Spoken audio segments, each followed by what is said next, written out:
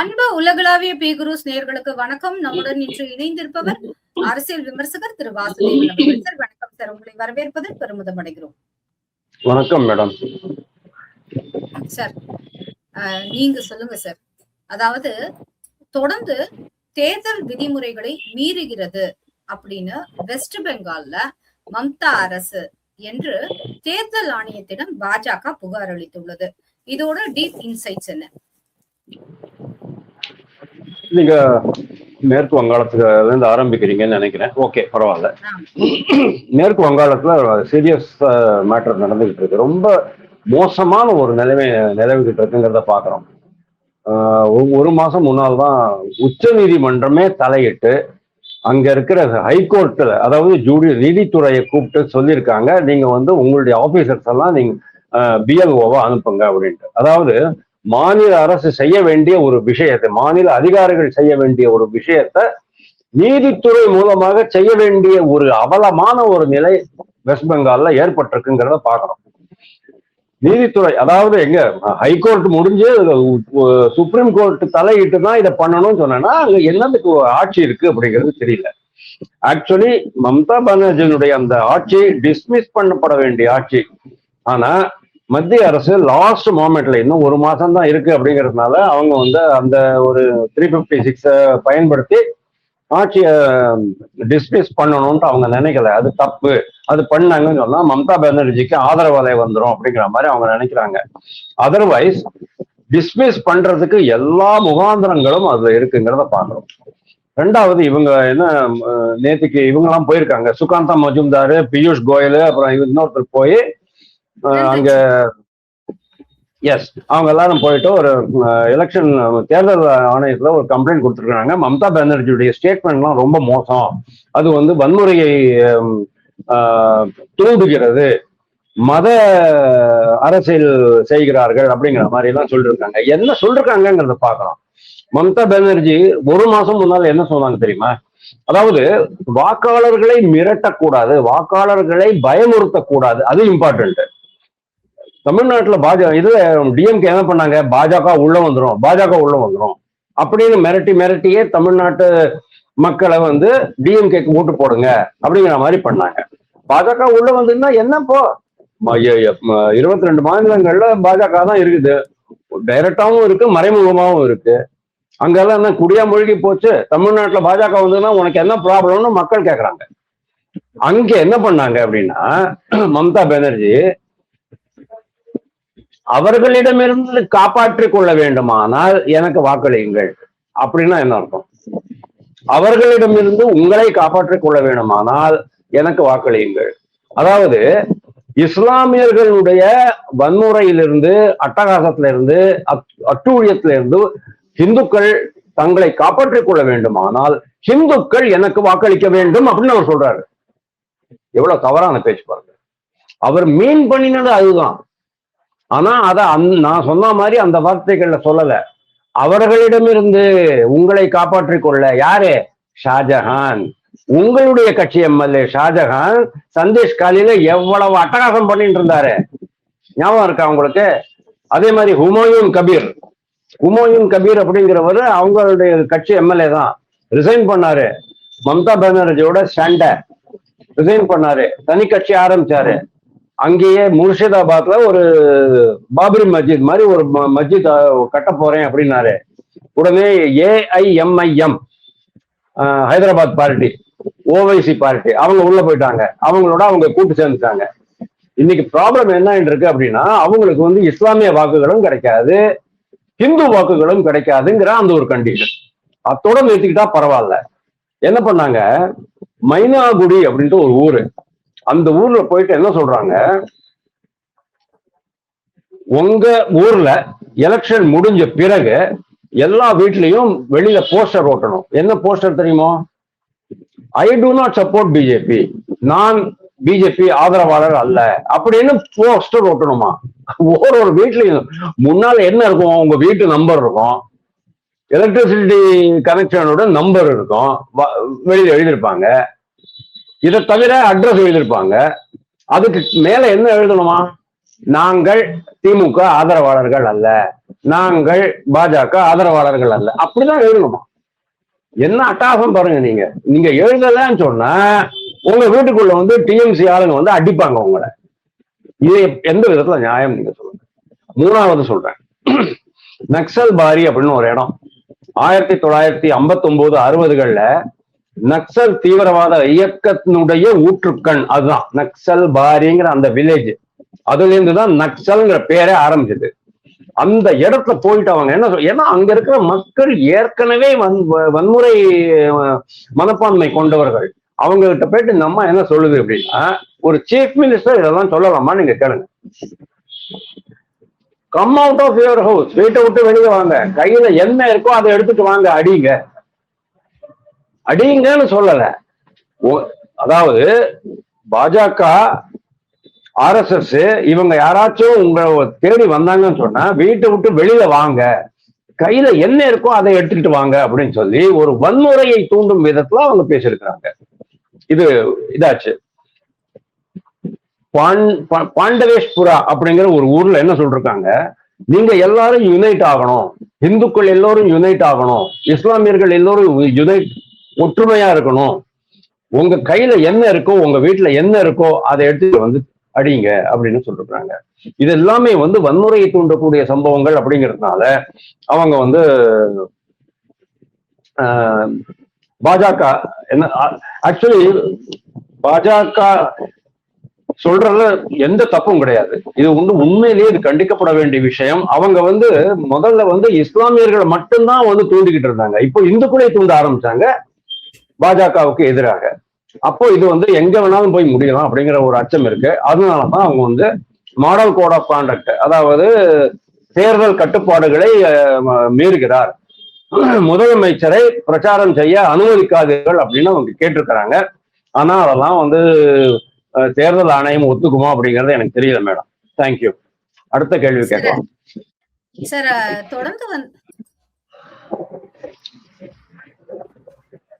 தொடர்ந்து நம்ம பாக்குறோம் 2021 வெஸ்ட் பெங்கால் தேர்தல் களத்திலேயே நந்திகிராம் அப்படிங்கிற ஒரு தொகுதி வந்து திரிணாமுல் காங்கிரஸான மம்தா அவர்களுக்கு அவ்வளவு எளிதா இல்லை. ஏன்னா சுவேந்து அதிகாரி அங்க ஒரு கடுமையான போட்டியை தந்தாருங்கிறத நம்ம நல்லாவே தெரிஞ்சு வச்சிருக்கோம். ஆமா, தோத்துட்டாங்க. சுவேந்திரன் நல்ல போட்டி தந்தாரு, டஃபஸ்ட் காம்படிஷன் கொடுத்தாரு. ஏன்னா யாருமே எதிர்பார்க்கல இது நடக்கும்ட்டு. அந்த ரீதியில இப்போ தற்போது 2026 பாஜக அதே போல ஒரு அதிகாரியை ஒரு தொகுதியில நிறுத்தி வச்சிருக்காங்க. அது என்ன தொகுதி, யார் அந்த அதிகாரி, அதோட இன்சைட்ஸ் கொஞ்சம் சொல்லுங்க. சூப்பர், அருமையான கேள்வி மேடம். Super super. நீங்க பவானி சூப்பர், நந்திகிராமையும் பவானிபூரையும் நீங்க கம்பேர் பண்றீங்க, அட்டகாசம். ஏன்னா இது ரெண்டுமே வந்து கம்பேர் பண்ணக்கூடிய, சிறப்பாக ஒப்பீடு செய்யக்கூடிய ஒரு சமாச்சாரம். மம்தா பானர்ஜியை ஓட ஓட விரட்டுறாங்க பாஜக காரங்க.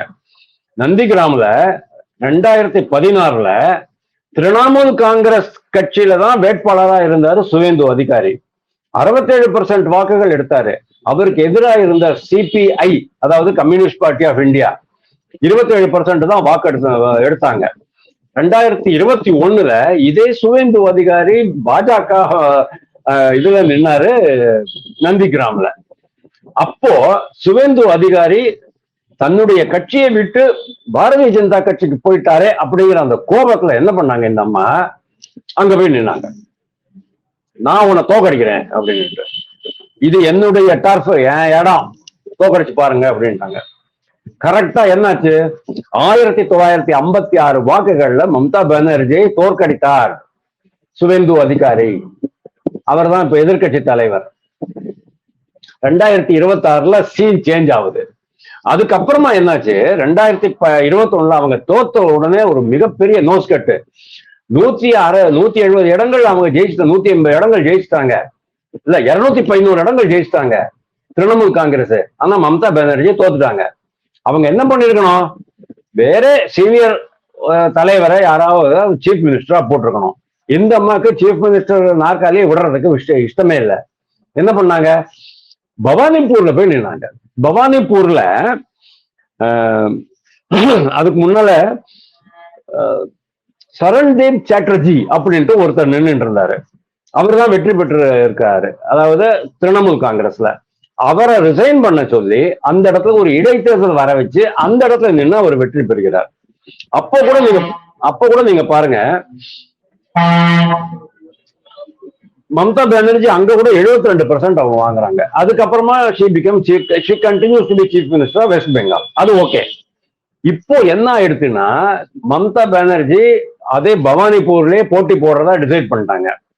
உடனே இவர் என்ன பண்ணிட்டாரு, நீ அங்க நின்னாலும் நான் அவனை தோக்கடிப்பேன் அப்படின்னுட்டு நந்திகிராமலயே அவர் நிக்கிறாரு இந்த வருஷம். யாரு? சுவேந்து அதிகாரி நந்திகிராமல பாஜக வேட்பாளராக நிக்கிறார். அவரே பவானிபூர்லயும் வந்து பாஜக வேட்பாளராக 2 இடங்கள்ல நிக்கிறாரு. பவானிபூர்ல ஒரு 10 நாள் முன்னால நரேந்திர மோடி போயிருந்த போது பவானிபூர் அப்படிங்கிறது வந்து ஒரு மிடில் கிளாஸ் ஏரியா மேடம். எல்லா மக்கள் மற்ற மொழிகள் பேசக்கூடிய மக்கள் எல்லாம் இருக்கிற ஒரு இடம் தான். கோர், அதாவது சென்ட்ரல் கல்கட்டா, அது அப்படி வச்சுங்க. மற்ற மொழிகள் இருக்கிறாங்க, தமிழர்கள் ரொம்ப அதிகமா இருக்கிறாங்க. எங்க அக்காவுக்கு ஒரு சொந்த பிளாட் இருந்தது அந்த இடத்துல. 30 வருஷம் முன்னால கதையை நான் சொல்றேன். எனக்கு அந்த இடம் ரொம்ப நல்லாவே தெரியும். மோரோவர் எங்களுடைய பேங்க் ஹெட் குவார்டர்ஸ் கல்கட்டால இருந்தது. அப்போலாம் அடிக்கடி போயிட்டு வர பழக்கம். ரைட்டு. அங்க என்ன விசேஷம் அப்படின்னா, மோடி போயிருக்கிறாரு. மோடியோடைய மீட்டிங் ஒரு 5 கிலோமீட்டருக்கு அந்த பக்கம் நடக்கிறது. அப்படிங்கும் போது இங்க இருந்து ப்ரொசஷன்ல போறவங்க, பாஜக ப்ரொசஷன்ல போறவங்க போய்கிட்டே இருக்கும்போது ஒருத்தன் போஸ்டர் ஓட்டுறான், டிஎம்சி காரன். மோடி ஒழிக, மோடியை அகற்றுவோம், மோடி கோ பேக். தமிழ்நாடு மாதிரியே போஸ்டர் ஓட்டுறான். நீ யாரா போஸ்டர் ஓட்டுறதுன்னு சொல்லிட்டு இவங்க என்ன பண்ணானுங்க, அதை கிழிக்கிறாங்க. உடனே 2 பேருக்கும் அடிதடி ஆயிடுது. எப்படி வன்முறை ஆயிடுதுன்னு சொன்னா 10 பேருக்கு மண்டை உடஞ்சு போச்சு. 5 கிலோமீட்டருக்கு அப்புறமா நரேந்திர மோடியினுடைய இது ரொம்ப, அதாவது ஒரு செக்யூரிட்டி லேப்ஸ் ஆயிடுமோங்கிற அந்த ஒரு அளவுக்கு பயம் வந்துருச்சு. அதுக்கப்புறமா அதை கண்ட்ரோல் பண்ணிட்டாங்க. வேற விஷயம். எதுக்கு சொல்ல வரேன் அப்படின்னா, ஒரு காலத்துல சிபிஎம் வர்சஸ் காங்கிரஸ் இருந்தது. சிபிஎம் வந்து 35 வருஷம் அந்த மாநிலத்தை ஆண்டு இருக்கிறது என்றால் அவங்க எப்படி ஆண்டிருப்பாங்கன்னு நீங்க நினைச்சு பாருங்க. கட்மணி 1. 2வது வன்முறை கலாச்சாரம். சிபிஎம் கம்யூனிஸ்ட் அப்படின்னாலே வன்முறை தான். தமிழ்நாட்டு கம்யூனிஸ்ட் எல்லாம் வன்முறை இல்லைன்னு நினைச்சுக்காதீங்க. அவங்க ஆட்சிக்கு வந்தாங்கன்னு சொன்னா அவ்வளவுதான், ரத்த ஆறு தான் ஓடும். நல்ல வேலையா அவங்க வந்து தமிழ்நாட்டுல வந்து நம்ம மு.க. ஸ்டாலினுக்கு வாழ்த்துக்கள் மேடம். 6 தொகுதி 5 தொகுதியா குறைச்சிட்டாரு. அடுத்தது 3 தொகுதியா குறைச்சிடுவாங்க. அப்புறமா ஒண்ணுமே இல்லடா போங்கடான்னு சொல்லிடுவாரு. அந்த அளவுக்கு மோசமானவர்கள் கம்யூனிஸ்டுகள். அந்த மாதிரியான ஒரு கம்யூனிஸ்ட் என்ன பண்ணிட்டு இருந்ததாங்க 35 வருஷம் ஜோதி பாசு இருக்கும்போது, காங்கிரஸ்காரர்களை வெளியே விட மாட்டாங்க வீட்டை விட்டு. எலெக்ஷன் அன்னைக்கு நீங்க காங்கிரஸ்காரமா, சரி நீ வெளியே போயிட்டு ஓட்டு போட்டுருவியா, நான் பாத்துக்கிறேன். அந்த அளவுக்கு வன்முறை இருந்ததாங்க. அதே வன்முறை தான் இன்னைக்கு டிஎம்சி பண்ணிக்கிட்டு இருக்காங்க. டிஎம்சி காரங்கெல்லாம் பாஜக ஆதரவாளர்களை விட மாட்டாங்க வெளியில. ஆனா பாஜக ஆதரவாளர்கள், இன்னைக்கு பாஜக ஆதரவாளர்கள் வெஸ்ட் பெங்கால்ல யாரு அப்படின்னா ஃபார்மர் கம்யூனிஸ்ட். அந்த காலத்துல கம்யூனிஸ்ட் காங்கிரஸ் மட்டும்தான் இருந்தது. இன்னைக்கு கம்யூனிஸ்டும் காங்கிரஸும் ஒட்டு மொத்தமா தேஞ்சு போச்சு. காங்கிரஸ்காரங்க பாதி பேர் வந்து திரிணாமுல் காங்கிரஸா மாறிட்டாங்க. கம்யூனிஸ்டுகள்ல 90% பாஜக ஆதரவாளர்களாக, கட்சி உறுப்பினர்களாகவே மாறிட்டாங்க. அப்போ அந்த வன்முறை கலாச்சாரம், அந்த பிளட்லயே இருக்கிற வன்முறை இன்னைக்கு இருக்குமா இருக்காதா? அதைத்தான் இவங்க பயப்படுறாங்க. அதாவது என்னுடைய வன்முறைக்கு நிகராக வேற எவனுமே கிடையாது அப்படின்னு அவர் நினைச்சுட்டு இருந்தாரு மம்தா பானர்ஜி. ஆனா இன்னைக்கு பாஜகவும் உனக்கு நிகராக வன்முறையில் நாங்கள் ஈடுபடுவோம் அப்படின்ற அளவுக்கு அவங்க மிரட்ட ஆரம்பிச்சிட்டாங்க. இது ஒரு விஷயம். 3வது விஷயம், உங்களுக்கு சந்தேஷ்காலி, முர்ஷிதாபாத் இந்த 2 மேட்டர் முடிஞ்சதுக்கு அப்புறமா பவானிபூர்ல எப்படி இந்த இந்த டெமோகிராபிக் காம்போசிஷன் இருக்கு இல்லையா, அதாவது மக்கள் தொகையினுடைய கூறுகள் இருக்கு இல்லையா, இது எப்படி வேலை பண்ணும் அப்படிங்கிறது உங்களுக்கு தெரியாது. அதாவது உங்களுடைய ட்ரெடிஷ்னல் ஓட் பேங்க் இருக்கு இல்லையோ, அது வந்து அப்படியே இருக்கு அப்படின்னு உங்களால சொல்ல முடியாது. காரணம் என்ன அப்படின்னா, கிட்டத்தட்ட 47,000 பேர் எஸ்ஐஆர்ல கிளம்பி போயிட்டாங்க. 49,000 பேர் எஸ்ஐஆர்ல நீக்கப்பட்டு விட்டார்கள். அதை தவிர அந்த 49,000 பேர்ல இன்னும் எவ்வளவு பேர் உள்ள வரப்போறாங்க அப்படிங்கிறது தெரியல. கிட்டத்தட்ட 40,000 பேருக்கு வந்து இன்னும் பெண்டிங்ல தான் வச்சிருக்கிறாங்க. எஸ்ஐஆர் இன்னும் முடியவே இல்லை, அதுக்குள்ள எலெக்ஷன் ஆரம்பிச்சு. முதல்கட்டு வாக்குப்பதிவு 23ஆம் தேதி நடக்க போகுது.